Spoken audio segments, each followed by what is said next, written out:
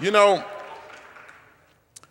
as organizers and union members and people who are working in your community, there are three things that I believe we all need to take heed of: money, manpower, and messaging.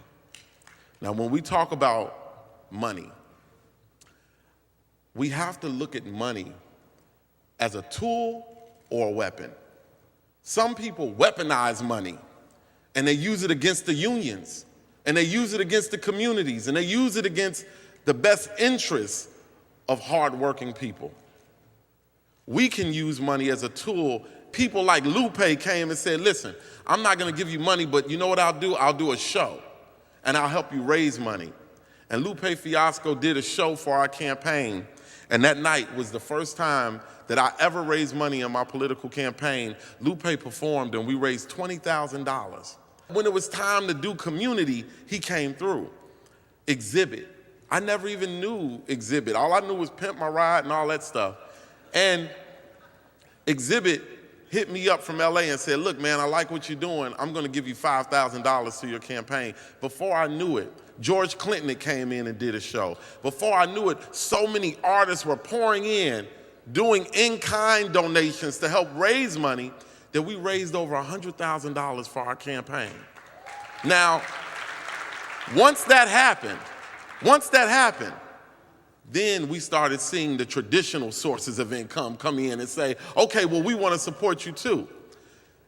What I'm saying about money is that you cannot look at money that we use, that we need to ask for, as your personal money. You know, as a rapper, it was hard. Rappers, you know, we supposed to be balling. We ain't supposed to ask for money. We got the girls and the houses, supposedly, allegedly. And the hardest thing for me to do was to ask for money. But I realized that I wasn't asking for money for me. I wasn't asking for money for my lifestyle. I was asking for money to help rejuvenate a community through a campaign that was a people's campaign.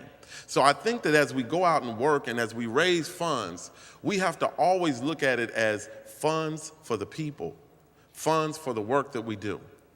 When we look at manpower, as we organize, I believe that everyone has a superpower. Everyone has a special ability. I love comics. I'm really into the comic world. And I believe that we all have a special potential that we can bring forth. And when we look at manpower, you cannot look at manpower as in, if I get all of these people, then it's gonna work. I need everybody. You don't need everybody. You need the right people with the right skills. When we look at any revolution, especially in modern day America, any change only came from a few people. You know, Common and I wrote the song Glory, and as I look at the Selma movement, when they were marching on the bridge, it was only about 500 people. Well, imagine how many people actually lived in Alabama that were black. They only got 500 people to march on the bridge, but 500 people changed the world, changed the country, created a movement. There are enough people in this room right now, there's enough manpower in this room right now to change the country. Everyone has a special ability. Everyone has a place. Everyone has a position. We need to know each other. We need to know what each other do. We need to know what works in Seattle, what works in LA, what works in Chicago, what doesn't work in DC. And we need to put together what works and kick out what doesn't work. And we need to understand that there's enough of us right now to change the situation forever. Manpower is not about how many people you have. It's about the quality of people you have and the position that they're playing. Lastly, messaging.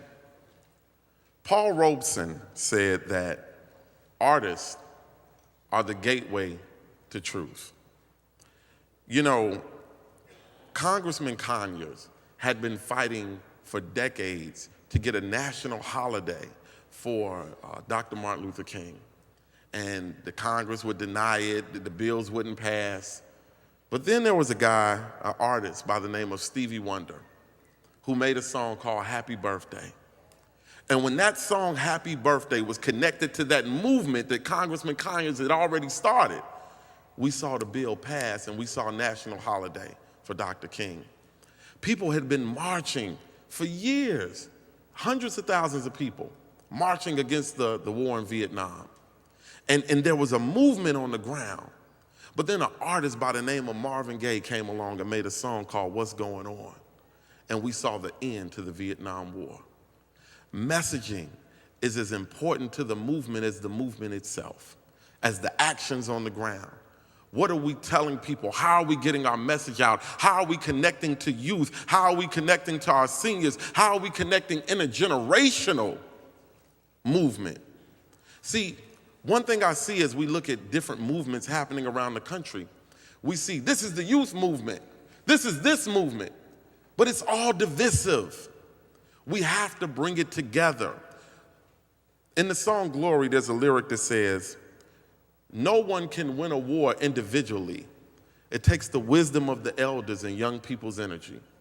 Unless we start working together, we can't change our situation, and our messages have to coincide with our movements. The movement is the brand. The message is the calling card, and it has to work in tandem.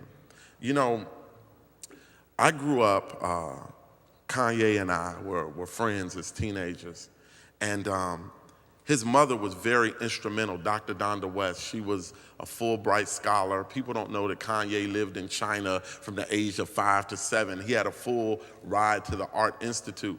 I had no father. I didn't know what my father was. I found out 30 years later my father had been homeless all my life. My mother was 15 years old when I was born. So basically I grew up with my mother.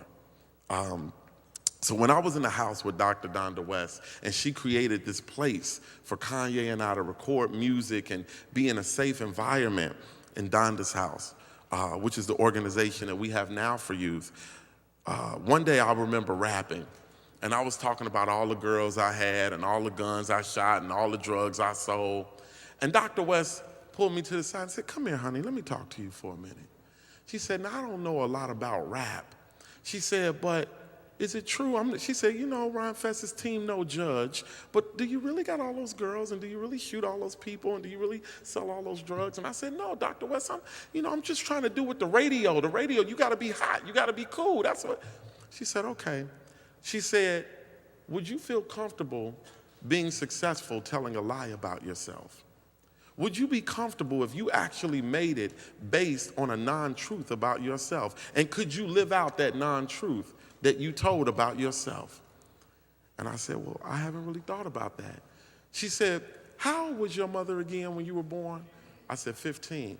She said, She said, you have a sister, right? I said, yeah. She said, where's your father? I said, I don't know. She said, all of that is the most prolific rap that I've never heard you say. That's the most prolific story I've never heard you talk about.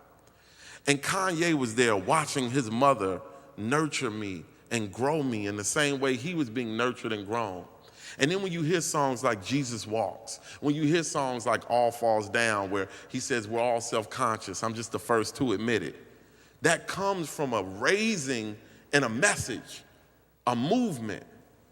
We have to be sure that as we go out and we engage our communities, that we're engaging our communities not only in what we're doing. Sometimes, you know what you're doing is the right thing, but you have to have the right words to articulate it and the right thing to get to youth, the arts and visual and audio and poetry.